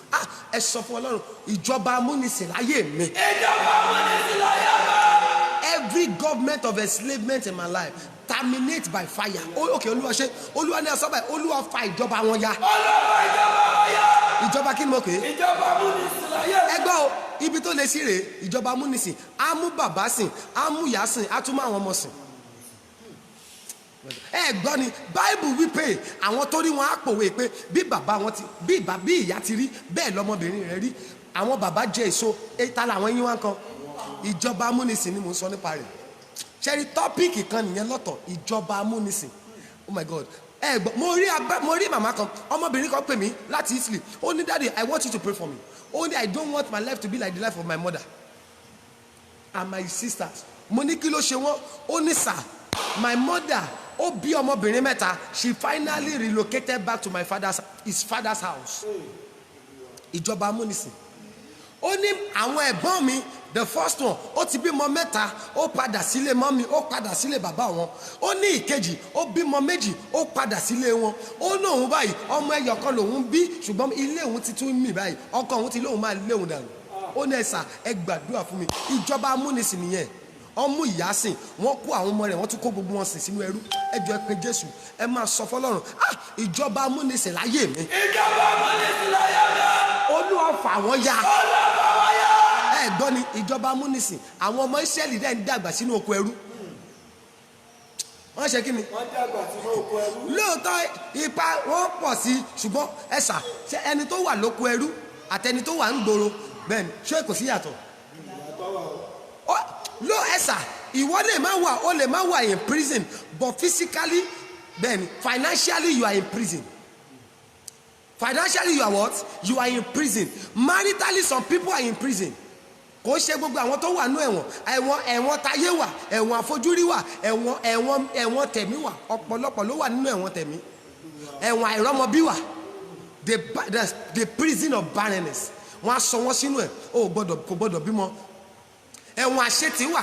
There is nothing such a man or woman want to do in life. They will do it with struggling. They will start well but end with struggling. That is what I'm talking about. Ìjọba amúnisìn. Ìjọba amúnisìn. Olúwa fà ya. Olúwa fà ya. Ẹ fà ìjọba amúnisìn ya. Ẹ fà ìjọba amúnisìn ya. Ìjọba tó mú ayé mi sìn. Ìjọba tó mú ayé mi sìn. Àwọn ìjọba tó mú àwọn òbí mi sìn. Àwọn ìjọba tó mú àwọn òbí mi sìn. Ẹ̀sà ṣé wọn máa wọn òbí rẹ sìn? Àṣeyọrí mélòó làwọn òbí rẹ ṣe tó fi jáde láyé? Nǹkan mélòó náà lè tọ́ka sí? Ìyá yẹn struggle tó bá máa sọ my mother tried, my father tried, he worked and worked, and my mother was the best tailor in town during her time. Hello, she was the best tailor. What was her achievement? Nothing to show forth. It was not you are always the best wherever you get to, but nothing is coming out of your achievement. Nothing is coming out of your best. That is what Jack of all trade, master of none. Jack of what? Jack of all trade. Gbogbo òwò ló ṣe, kò sí ìtò ti ṣàṣeyọrí. Ó ṣe gáàsì, ó ṣe POS, èyàn ló tẹ̀tún trend báyìí, POS yẹn ló ń trend báyìí. Ó ṣe nígbà ayé gas, ó ta gas, nígbà ayé POS, ó ti ń ṣe POS, ó tata, ó ṣe lùbọ́, ó ṣe Jack of all trade but master of none. Aṣọ ló tún bá wọn tà báyìí, ó tún ta bàtà, ó gbé gbogbo ẹ̀ sórí status, kò sí nǹkan tó mú jáde. Nǹkan tí mo sọ nìyẹn, àwọn agbára kan lórí kò gbọdọ̀ dìde. Ẹ pé Jésù ẹ̀yin ọmọ Ọlọ́run sá, Ọlọ́run fẹ́ bà májẹ̀mú yẹn jẹ́. Ẹ sọ fún Ọlọ́run ìjọba amúnisìn. Ìjọba amúnisìn. Bẹ́ẹ̀ni tó mú ayé mi sìn. Tó mú ayé mi sìn. Ó yá Olúwa fà á ya. Olúwa fà á ya. Every government that have enslaved me, Lord terminate such a government. Ẹ fàjọba yẹn ya. Ẹ fàjọba yẹn ya. Ẹ fàjọba yẹn ya.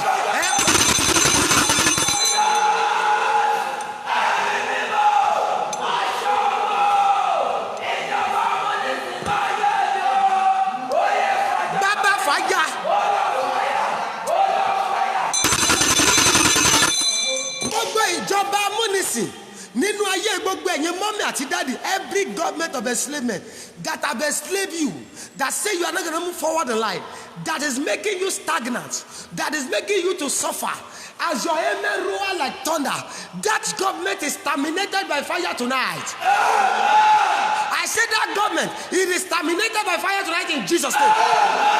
Mo gbọ́ ni bàbá fàgbára rẹ̀ ọ́. Bàbá fàgbára rẹ̀ hàn, kí gbogbo aráyé lè mọ̀ dájú wípé Jésù nìkan lọ́ba lórí ayé gbogbo. Bàbá fàgbára rẹ̀ hàn. Ẹjọ́ èso ẹyọ kan fún wa sí nínú márùn ẹjọ́ sọ mẹ́rin péré. Kí ni ìkẹrin? Agbára láti fi ẹ̀tọ́ ènìyàn kan lójú. Agbára láti ṣe kí ni?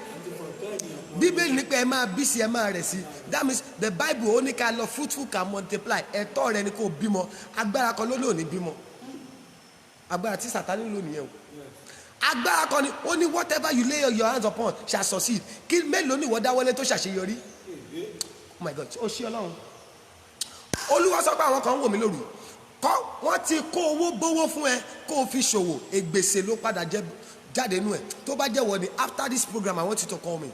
Olúwa sọ pé àwọn kan ti ṣí ṣọ́ọ̀bù what sọrí tí ò bá ti ń ṣe ìwọ má pè mí.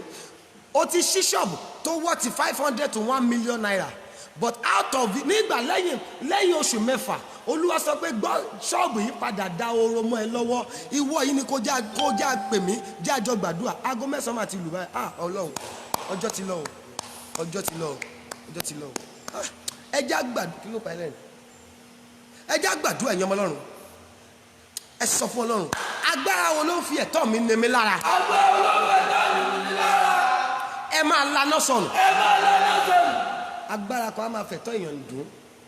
My God bẹ́ẹ̀ ni sà mo gbọ́ pásítọ̀ kan ó gbàdúrà fún èèyàn ìyanu ṣẹlẹ̀ ìjẹ́jẹ́ mọ̀ pé ṣọ́ọ̀ṣì tó wà wájú ẹ̀ lẹ́ni yẹn lọ tó dẹ̀ ti lọ kó instrument fún wọn ó tún wá sọ nínú speaker ń bẹ̀ pé ṣọ́ọ̀ṣì tó wà wájú yìí ni mo ti gbàdúrà ṣùgbọ́n ẹ̀mí Ọlọ́run sọ pé kí n wá ṣe oore sí ìwà ṣé ẹ̀mí Ọlọ́run ni àbí ogun èṣù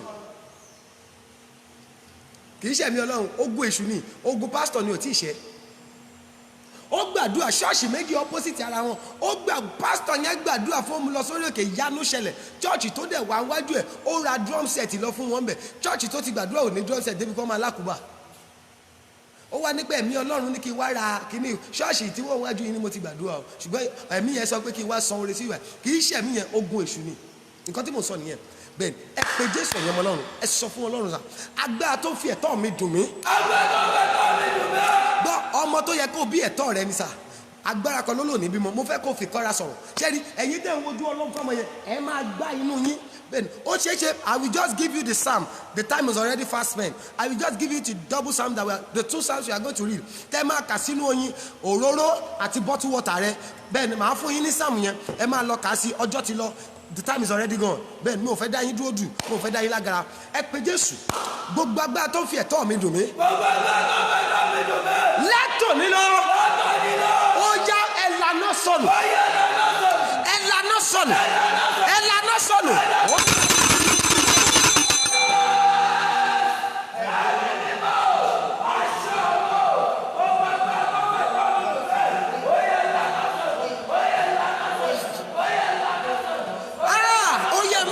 Sọnù ẹ máa lanà sọnù ẹ ṣe àmì gbogbo ẹ̀yin èèyàn ẹ táìpù àmì á dá fún gbogbo yín àtẹ̀yìntẹ́ ṣe ẹ̀ àtẹ̀yìntẹ́ ò ṣe ẹ̀ ẹ máa rà ànúgbà mo gbá ní àṣẹ sà gbogbo agbára tó ń fi ẹ̀tọ́ yín dùn yín tó ní ẹ̀tọ́ rẹ lòun ò ní yọ̀ǹda bẹ́ẹ̀ bá ṣàmì ó yá ikú kó gbà lọ́wọ́ wọn ẹni tí ẹ̀tọ́ rẹ wà lọ́wọ́ rẹ̀ ẹni tí ọmọ rẹ wà lọ́wọ́ rẹ̀ ẹni tí àṣeyọrí rẹ wà lọ́wọ́ rẹ̀ ẹ̀yin tẹ́ need the document those that need document abroad whosoever that is holding your documents in the kingdom of darkness where they are holding your document ẹ̀yin tẹ́ need the promotion yìí rà gbogbo ẹni tó jókòó lé promotion rẹ mọ́lẹ̀ gbogbo ẹni tó jókòó lé ẹ̀tọ́ rẹ ẹni tó jókòó lé ọmọ tó yẹ kó o bí ẹni tó jókòó lé àṣeyọrí rẹ ẹni tó jókòó lé ìbùkún rẹ bó o bá ṣàmì ó yá ikú sí mo ní ikú sí mo ní ikú máa ṣe mo ní ikú máa ṣe ọjọ́ tí lẹ́jà gbàdúrà kan tó kù ìka kúrò lórí ẹ̀ ẹjọ́ mà láti ọ̀la lọ a máa pàdé ní aago 9 nítorí ó ní àwọn program kan tí màá wọ̀ láti ọ̀la lọ bẹ́ẹ̀ ni màá wọ program yẹn títí da upper week ni nítorí upper week next week rather torí àti wà ní week right next week là ń lọ sórí òkè bẹ́ẹ̀ ni orí òkè méje dẹ̀ lólúwa ní àlọ́ so láti ọ̀la lọ aago 9 la máa pàdé I want you to make it a date 9 p.m. Nigerian time ẹ jẹ́ gbàdúrà kan tó kù ẹni tó tójú àlá ta mí lọ́fà ẹ pa lójú ayé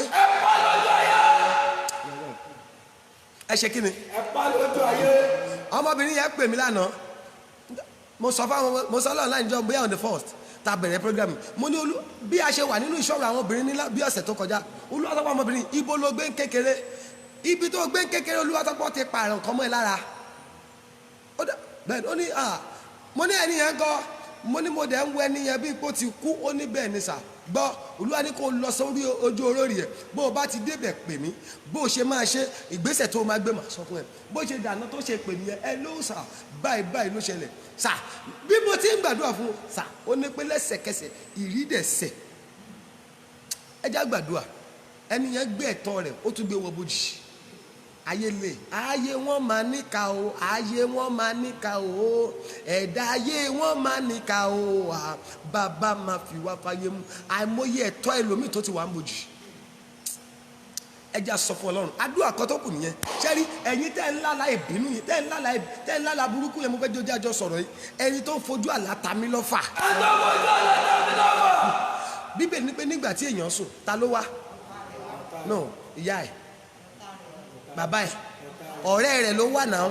Ẹ sùn àjẹ́ má jẹ́ ń tàn ẹ́, bàbá èèyàn lè jọ́ta èèyàn. Bàbá èèyàn lè ṣe kí ni? Gbọ́ mi dáadáa, ìyá èèyàn lè jọ́ta èèyàn. Ẹ̀gbọ́n rẹ tó rò pé ó fẹ́ràn rẹ yẹn, ó lè ẹjọ́ àwọn wo lọ̀tá Joseph á dà fún ẹ. Kò sẹ́ni tí ò lè jọ́ta èèyàn. Àwọn tó rò pé àwọn afojúfẹ́ ni má fọkàn fẹ́ ni. Mo máa ń gbọ́ program kan lọ́jọ́ Friday alẹ́ abẹ́rẹ́ òru àmọ́tìmọ́tì kíní kan, mo tẹ̀ ti gbàgbé program yẹn. Wọ́n máa ń kọrin kan bẹ̀, wọ́n á ní ayé abúnijẹ́ túfẹ́ yìí sí, kí ló túmọ̀ sẹ́? Àwọn náà máa ṣe é, àwọn náà tún máa gbà ẹ́ lẹ̀. Ẹ já pariwo àdúrà, gbogbo ẹni tó ń fojú àlá ta mí lọ́fà, Olúwa pàdánù lójú ayé.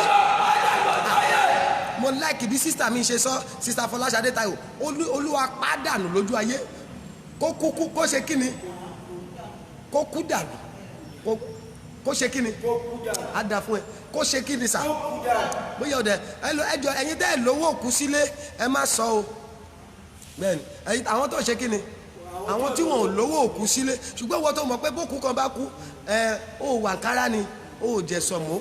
Bẹ́ẹ̀ ni ìwọ yẹn ni ó sọ̀rọ̀, torí àwọn kan wà wọ́n á dá èèyàn dúró, wọ́n á dá ọmọ dúró, kó o tó mọ̀ èèyàn ti wọ 60. Ẹ ló mọ́mì lọ́ máa wọnú orí ẹ̀ díẹ̀díẹ̀, irun funfun tí ń débẹ̀. Àwọn yẹn dẹ̀ ti sọ pé níwọ̀n gbà táwọn lọ́wọ́ àlàyé ó tún ní rọ́nà lọ. O ti wà nílé ọkọ, o ti ń ṣe 6 years wedding anniversary, kò tí ì sí kankan tó mú jáde. Ayọ̀ wo ló fẹ́ ṣe yẹn dà? O ti wà nílé ọkọ, obìnrin ni ẹ́, o ti bímọ lóòótọ́ ṣùgbọ́n wọn ò jẹ́ òṣàṣeyọrí kankan. Tí dáàdì ò bá tí ì dé, o ò lè ṣe nǹkan 20,000. Dáàdì gan fúnra rẹ̀ agídí náà ni, ó wá ní kò ní gbà. Ẹ pé Jésù ẹ̀yin Ọlọ́run, gbogbo ẹni tó tọ́jú àlá ta mí lọ́fà. Tí mi ní pé let them die sharp sharp. Bẹ́ẹ̀ni, á jẹ́ pé àwọn tí ò láàánú náà wà ń bíbá yìí lóru yìí. Ẹ sọ fún Ọlọ́run, Olúwa ẹ pa wọ́n lójijì. Bẹ́ẹ̀ni, ẹ gbọ́ ni, ó ní pé nígbà tí when man slept, the enemy came, the soul tears into the wheat and they went away. Nígbà tí ènìyàn wá dín kọ́, ohun tó sò yẹn, ohun tó gbìn yẹn wá bẹ̀rẹ̀ sí ní dàgbà. Mo gbàdúrà fún ọmọbìnrin kan bíi that was 2018. Bá a ti ń gbàdúrà, mo ní gbọ́ ohun Olúwa rẹ̀. Olúwa sọ pé nọ́mbà 1 ọkọ ọ̀run dà ilé mi, ó ń dà ìlàmù. Nọ́mbà 2, mo rí àkáàdì kí náà pé àfọ́kù calabash, mo rí pé òun náà fi dílé ọmọ ẹ. Kò sírù nǹkan tọkọ rẹ lè dà bẹ̀, ṣàrà ló ń dàbọ̀ wá sílẹ̀. Mo ní gbọ́ lọ gbàwẹ̀ báyìí, gbégbèsè yìí, bẹ́ẹ̀ ni. Lẹ́yìn ẹ̀ kó wo nǹkan tó máa ṣẹlẹ̀, ẹ wò níwájú ọba mímọ́ Ísírẹ́lì, ó gbàwẹ̀ yẹn ní early June. Nígbà tó máa di after 2 weeks, ọkọ rẹ̀ súré pè mí ni pé sà ìyàwó òun sọ báyìí, ó ní ó ṣòwò bí àlá. Ẹ sà ọmọ yẹn a ti ṣe birthday ọmọ ọdún kan yẹn báyìí. Ojú àlá náà ni náà ti parí iṣẹ́ yẹn sí lára, kọ́lọ́run tó ṣẹ́gun yẹn lójú ayé. Ẹjọ́ tá a ṣe yóò bá tún kọ́, wọ́n á lọ máa gbàdúrà. Bẹ́ẹ̀ ni wọ́n á lọ máa oh Lord, why don't you push? But Lord have mercy on me. Ẹni táyé mú ẹ̀jẹ̀ rẹ̀ tó tún wá lọ lo blood tonic. Nǹkan tí mo sọ nìyẹn. Ẹ sọ fún Ọlọ́run, Olúwa pa wọ́n kíákíá, let them die by fire. Àwọn tó wà lá, Olúwa ẹ fi ẹ̀mí wọn ṣètùtù. Àwọn tó wà lórí yìí, ó dà pé àwọn tí ò láàánú ni o. Bẹ́ẹ̀ ni á dáa fún gbogbo yín jàre. Tó mo rò pé ṣe wà ní skul ẹ mọ̀ mọ́pá àtijọ́ kúrò skul yẹn, skul ta ti ń gbàdúrà fọ́ta, èmi ò bá wọn wọ bẹ̀ rí débi ké màá lọ bẹ̀. Ẹ sọ fún Ọlọ́run, ẹ pe Jésù, gbogbo ẹni tó ń fojú àlá ta mí lọ́fà. Ẹ jọ aláṣeyọrí ni ẹ tẹ́lẹ̀, lójijì ni àṣẹ ti dé náà, ojú àlá ló ti bẹ̀rẹ̀. Ẹ jẹ́ kí jẹ́ kan mọ̀ sà, kò sógun tó bẹ̀rẹ̀ láyé yìí, it starts from the dream. No battle. There is no battle in this world. It doesn't start in the physical. It starts in the dream and become manifested in the physical. Ojú àlá ló ti bẹ̀rẹ̀ sà. Tó bá ti wọlé lójú àlá, bẹ́ẹ̀ tó lè mú máa sọ fáwọn èèyàn, bẹ́ẹ̀ ẹ jẹ́ àgbàrè fún agbára àgbéwọ̀ ojú oorun. Agbára kí ni mo pè é? Agbára Ọlọ́run téèyàn ń gbéwọ̀ ojú oorun. If you have that power in your dream, no enemy will come your way, they will run away. But téèyàn bá ti ní agbára téèyàn ń gbéwọ̀ ojú oorun sà, tó bá ṣọ́ra wọn á fúrúgbìn yẹn èèyàn á máa jagun yẹn lójú ayé. Ẹ jẹ́ àgbàdo ọjọ́ ti lọ. Torí Ọlọ́run tún àwọn àṣírí kan báyìí, ṣùgbọ́n ọjọ́ ti lọ. Ẹ jẹ́ àpàdé ní aago 9 lálẹ́ ọ̀la. Ẹ pe Jésù. Ẹni tó ń fojú àlá ta mí lọ́fà. Ọlọ́run ẹ pa lójú ayé. Olúwa tí wọ́n bòjì. Wàá wá máa sọ ẹnikẹ́ni tó bá wù kó jẹ́. Ẹnikẹ́ni tó bá ṣe kí ni? Whosoever it may be. Ẹnikẹ́ni ìbáwù kó jẹ́ tó ń ta mí lọ́fà lójú àlá. Bọ̀ tó bá jẹ́ ìyá ẹ̀ ń gan o. Hello, kó ṣe kí ni? Tó bá jẹ́ bàbá yín kan o. Ẹjọ́ èmi kọ́ o, ẹ̀yin lẹ sọ o. Gbogbo ẹni tó ta mí lọ́fà lójú àlá. Olúwa ẹ pa lójú ayé.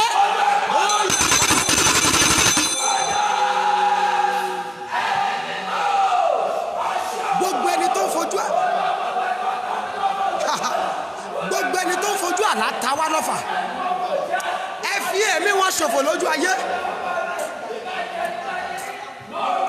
Lórúkọ Jésù. Mo gbàdúrà ẹjọ ẹ máa táìpù àmì, ẹ máa ṣí àmì ní gbogbo ibi tẹ́ ẹ wà. Ọ̀rọ̀ agbára 5 péré ni mo fẹ́ sọ. Gbogbo ẹni tó fojú àlá.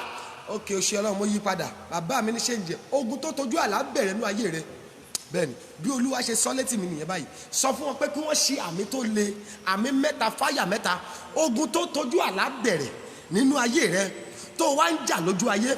Ogun àṣetì, ogun má tẹ́gbẹ́, ogun àgàn, ogun má lọ́kọ. Every battle that started in the dream that you are now fighting in the physical. If your 3 amen and 3 fire can roar like thunder tonight, that battle is terminated in the name of Jesus. Amen. Amen. Amen. Fire. Fire. Fire. Iye ẹni tó mọ̀ ń pa nǹkan tó ń là kọjá. Bẹ́ẹ̀ni. Olúwa ṣe. Gbogbo ọkùnrin ni, obìnrin ni, ọmọdé ni, àbágbà. Gbogbo ẹni tó mọ̀ ń pa nǹkan tó ń là kọjá. Ẹni tó ń táìpù àmì 3, fáyà 3 ìdá.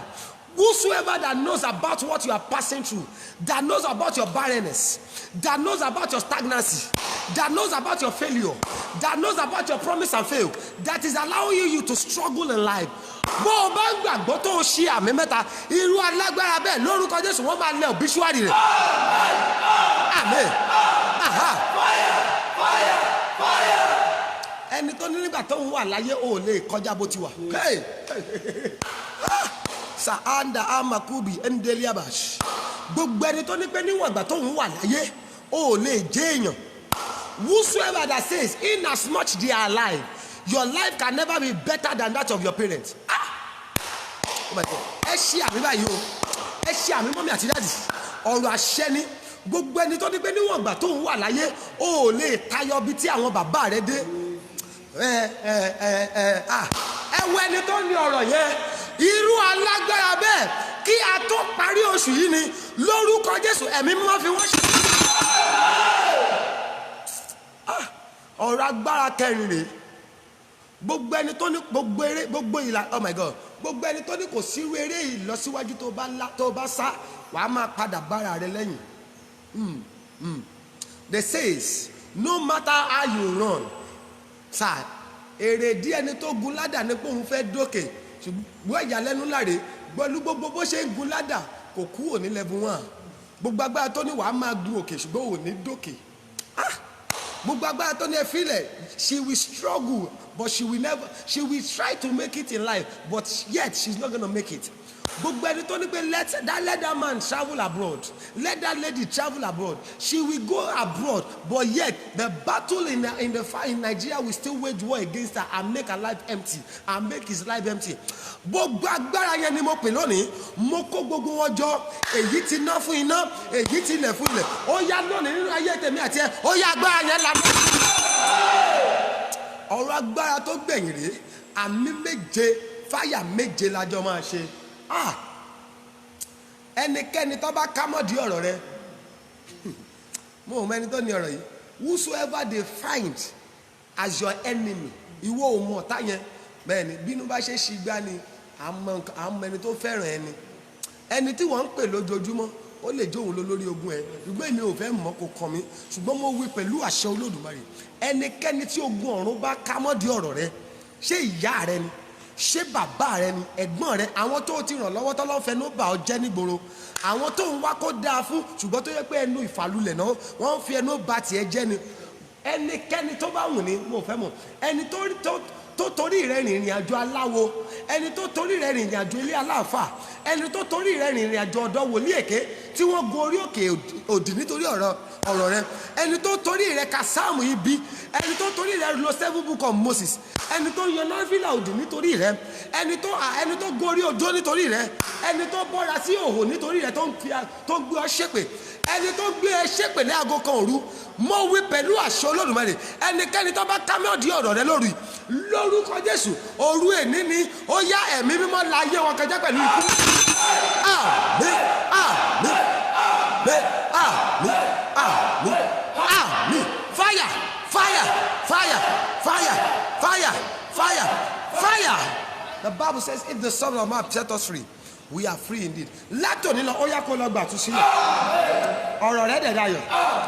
Wàá yin Ọlọ́run lógo, kò yí padà.